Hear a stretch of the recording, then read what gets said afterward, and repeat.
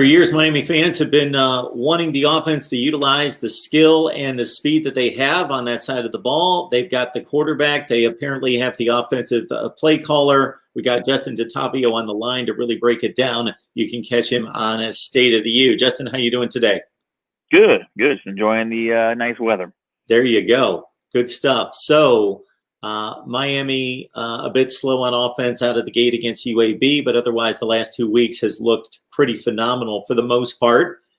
De'Ara King at quarterback is the major difference on the field. Pretty much the personnel is similar to what we had last year, other than him. Rhett Lashlee's offense. I want to get your take on how much of this is King, how much of it's Lashlee, and the difference in what we've heard the last couple of years, especially under Dan Enos, not necessarily Mark RHETT, because he was who he was in regards to presenting an offense. But what we heard about an up-tempo offense and spreading people out and taking advantage of mismatches, but it not transpiring on the field versus what we've got in this Lashlee offense here in 2020. Yeah, I mean, I think when Manny Diaz was hired, he'd heard a lot of the rumblings, probably from boosters and fans and stuff like that, people that can kind of get in your ear.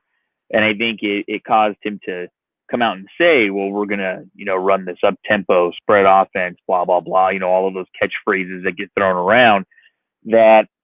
And then it didn't get backed up. I think once kind of the interview process wore off and the honeymoon deal wore off, it was like the guy's just going to go and install his offense, which in a lot of ways is a good thing, right? Like as a coordinator, you can get pretty frustrated. I'm sure Lashlee felt this at Auburn where, you're not allowed to do your thing, and that's when you're a professional. And at some point, autonomy matters to almost everybody, right? It comes down to cash and creative. Are you paying me enough money?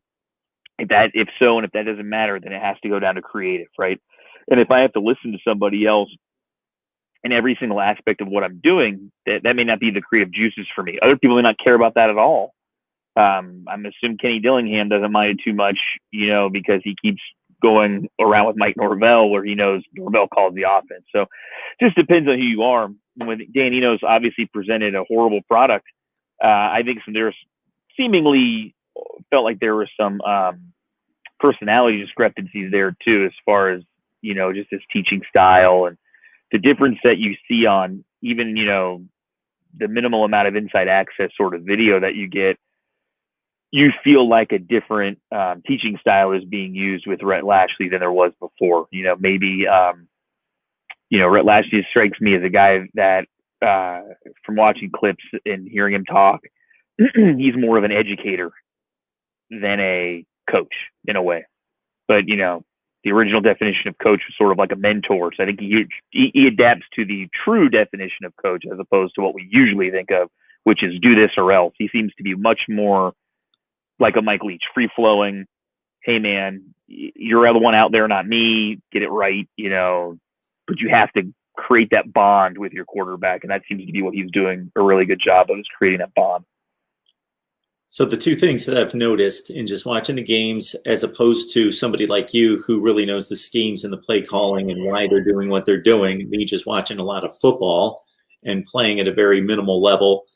So two things hit me in the last couple of weeks. Number one was there were a number of times that in showing the replay on TV, they couldn't get back and show the replay in its entirety to get back to the next play because the pace, something that, again, that we heard about over the last couple of years and didn't see it come to fruition in 2019. Number two was that there was one particular play involving Jalen Knighton, leaking him out of the backfield against Louisville for that 75-yard touchdown.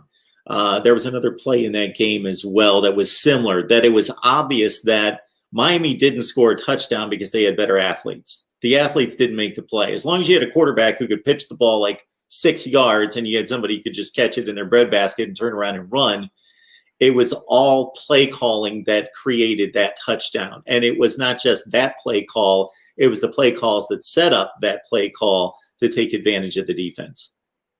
Yeah, I mean, if you're really good as a coach of communicating your system in an up tempo, you can really do it. Now, you're going to have to dedicate a lot of practice time in order to get that done, right? Like there's even a component of it of, how do you run certain team periods? What the benefit they get in the college level is there's a scout team and that's their job, and they're a developmental squad. They get their work in at the end of practice and stuff for your actual scheme. So, you have defensive guys that, it doesn't matter kind of what you do to them. You're just out there on offense doing your thing. You're not sharing reps per se, right? And so you can kind of snap the ball and sacrifice in certain places. And Rhett Lashley and Gus Malzahn, these guys, they sacrifice too, though, in the fact that it can't get that creative play to play or drive to drive. Now, week to week, they can change some stuff up, but play to play and drive to drive, they can't, because they're going too fast during the game. But also during practice, you're taking away polish time to prepare yourself to run up to the line, run it again. If you ever notice, Lashley goes between stacked receivers, back to spread, back to stack. If he'll run the same play 3 times, it's just a quick. The players probably know we're going stack, whatever you want to call your normal alignment, back to stack, right? And so they know it's 1, 2, 3. Or if he just calls, he's probably got some one-word call, right? Like, you're going to run inside zone again. So you call Zorro, Zorro, Zorro. And then, he might have a signal like this. If he doesn't do it, it's regular. They look over, they hear Zorro, Zorro, and they see this. They line up in a stack, and they're doing the same thing they were, right? The back guy is just turning out instead of bubbling. He just turns and looks. And the front guy, who would normally be the X or the Z or whatever, is going to block. So their responsibility doesn't change, but it makes the defense now have to adjust one more time. It drags guys out further sidelines, so now they're further away from the box. Now you know that they're a bubble player or not, because there's no way you're lining up stacked over that guy and running all the way into the backfield. That's just not happening. So you can get some looks that you want, and you can do that quickly. But, yeah, you're not going to be the most creative. I mean, I guess he hasn't really needed to use them, but some things he's known for are reverse passes and stuff like that, and you haven't really seen a ton of that. Trick plays haven't been there. I mean, they wheeled the guy out. Like, that's not a trick play. That's just an adjustment. But, it looked like a trick play because he was standing there all by himself. That was one where you get nervous. Is he going to drop it just because he's so wide open? You're not used to having – I'm reading this book called Advancement in Mental Skills Training, and you're not really used to having that much time to think about all the pieces. You want someone in the middle of action to really be thinking like about, the overarching product, right? Like just, okay, catch the ball. You don't want them thinking, make your U or your diamond and now brace my elbows and now pull it in. If he thinks about all those steps, he's going to drop the ball. So all that extra time could cause somebody to think about all of the steps and the pieces, the parts of whole. You train parts of whole, but once you're in the actual, like, what Bondarchuk would call a competitive event, you want to then lose all the parts and just have a perfect, idea of doing it. It's almost not like, oh God, he's so open, he might drop the ball, but Coach Lashley is doing a great job too of knowing what the talent is and getting them in a space, right? Like, Brevin Jordan, hit him over the middle, let him take a pounding. He bounces off 2 guys and gets down the field, hitting, getting the backside of the backfield. Well, yeah, I mean, that Knight guy's really fast. That's a great advantage to have, is to have something that runs that fast out in space. So Miami finally looks faster than they ever have. I would be curious to wonder how much Rhett Lashley brought Gus Malzahn's, strength and conditioning ideas into this picture, because Miami usually looks slow and fat lately. And now all of a sudden they're lean, trim, and even the offensive linemen look fast. So something changed. It's the same strength coach. It's the same head coach, but a new guy came in. I wonder if that's not a huge part of him saying, like, look, we're just going to have to train this way. When you get this skill, these different groups in your room, because, you don't normally train wide receivers with offensive linemen. They usually flop at the middle point. Speed guys want to run first and lift second, and big guys want to lift first and run second. So they would flop halfway. When those offensive linemen are in there, I'm sure they were saying, we need to train them more like defensive ends. And that's why certain guys aren't playing and certain guys are. The guys that are taller and leaner and look more like basketball power forwards are the ones who are playing on the offensive line. And the guys that look like your old 1980s guard, they're not playing because they can't. Justin, DeTavio on the line with us. I got his Twitter handle right there. Check it out on the banner. Follow him on Twitter. And, of course, check out his work on State of the U, breaking down Miami football, the X's and O's. So I want to respect your time. You got a couple minutes. Two things, and whatever time you want to take here. Preparation for Clemson. What's a key besides, we're not looking for just don't turn over the ball kind of thing. And number two, your first impression of Mike Leach. We've talked Mike Leach in the past, but with no spring, no preparation, little preparation in the fall. He gets KJ Costello in that offense ready for, despite losing all those NFL players, still a very talented LSU defense, and he puts up 600-plus yards in the air. Oh, man, that just got me so excited. I forgot your first quote. It was Clemson. I'm sorry. I almost forgot. I was ready to talk about Leach so much. I think with Clemson, you're playing them and you're overcoming culture, right? I mean, they have the ability, people have rumors and stuff, the ability to bring guys back. They come back for junior years. They redshirt juniors in other places would not have. Senior years they come back for. They have an elite quarterback. He's not just elite physically, because he is, but he's also seems to be elite mentally. Like, he just doesn't let stuff get to him. It's very rare that, situations get to him. He seems pretty cool and calm under pressure.